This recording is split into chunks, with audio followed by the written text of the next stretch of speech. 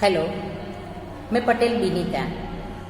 आज मैं संस्कृत लैंग्वेज के कुछ ऐसे पॉइंट्स बताना चाहती हूँ जो संस्कृत पढ़ने से पहले उसको जानना और समझना बहुत ज़रूरी है।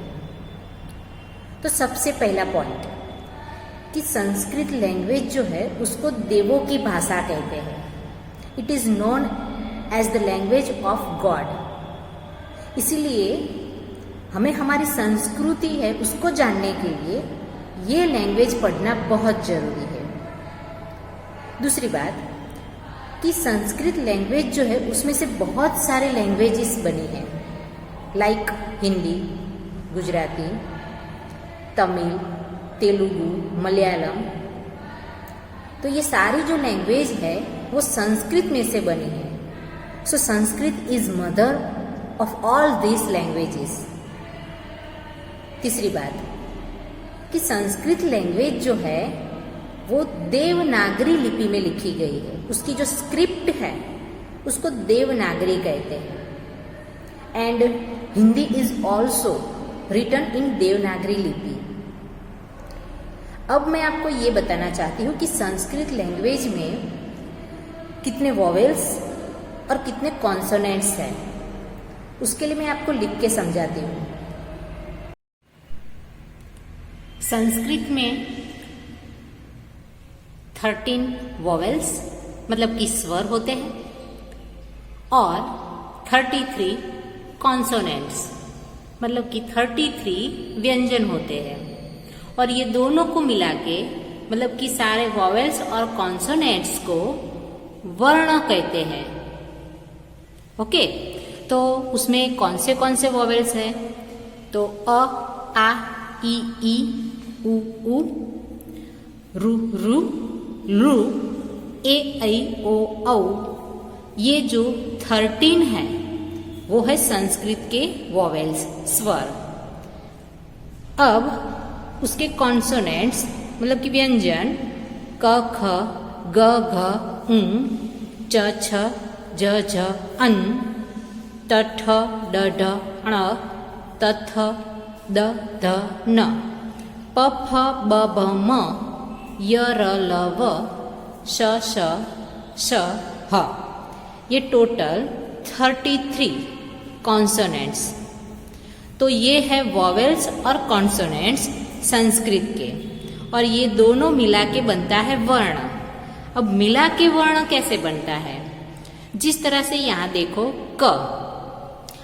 अब आपने देखा होगा कि व्यंजन में मतलब कि कॉन्सोनेंट्स में मैंने सारे जो वर्ड्स है उसके नीचे छोटी सी लाइन बनाई है जिसको हलंत बोलते हैं, मतलब कि वो शब्द आधा है। तो यहाँ स्वर और व्यंजन दोनों मिलके पूरा शब्द बनता है। मतलब कि यहाँ जो कॉन्सोनेंट क है वो हाफ है, बराबर, आधा क है। लेकिन उसके साथ जब व्यंजन स्वर के साथ व्यंजन के साथ स्वर अ मिलेगा तो पूरा क बनेगा, बराबर। तो ये बना वर्ण। स्वर और व्यंजन मिलके बनता है वर्ण। ओके, चलो अब देखते हैं आगे का पॉइंट, अनुस्वार। तो ये जो डॉट है वो है अनुस्वार। ओके, जिसको म कहते हैं हम। किस तरह से? तो देवम नमामि, तो इसको हम म बोलते हैं, देवम। लेकिन उसका एक रूल्स है, क्या?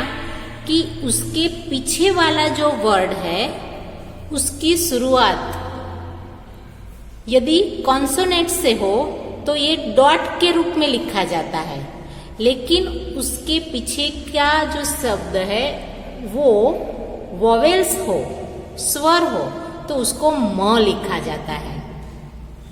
देवम नमामि, और यहाँ पे देवम नमामि, बराबर।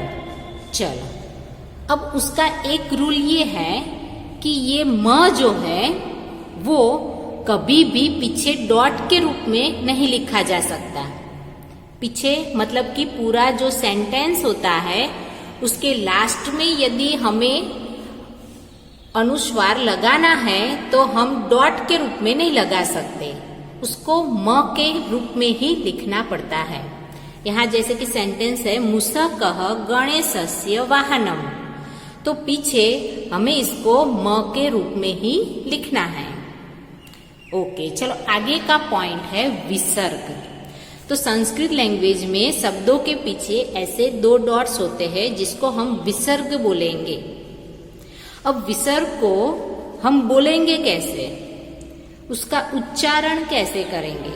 तो जैसे कि बाल के पीछे 2 डॉट्स विसर्ग लगा है, तो बाल ह, बराबर, उसको हम कैसे बोलेंगे? बाल ह। फिर देखो मुनि, उसके पीछे विसर्ग लगा है, तो उसको हम, उसका उच्चारण मुनि ही, पीछे ई की मात्रा है तो उसका उच्चारण जो है वो भी हम ही से करेंगे। यहाँ ह नहीं लगाएंगे, ही लगाएंगे। तो मुनि ही बोलेंगे ऐसे, लेकिन लिखेंगे पीछे विसर्ग लगा के। जैसे कि गुरु है, उसके पीछे विसर्ग है, तो उसको हम बोलेंगे गुरुहु। ओके। देवई, उसके पीछे विसर्ग है तो देवई, उसका उच्चारण हम ऐसे करेंगे। भानो, उसके पीछे विसर्ग है तो उसको हम बोलेंगे भानो हो, बराबर।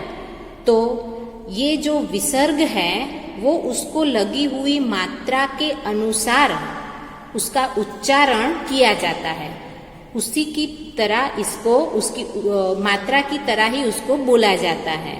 ओके, तो ये कुछ पॉइंट्स थे जो आपको संस्कृत पढ़ने से पहले, ये पॉइंट आपको सीखने या समझने बहुत ही जरूरी है।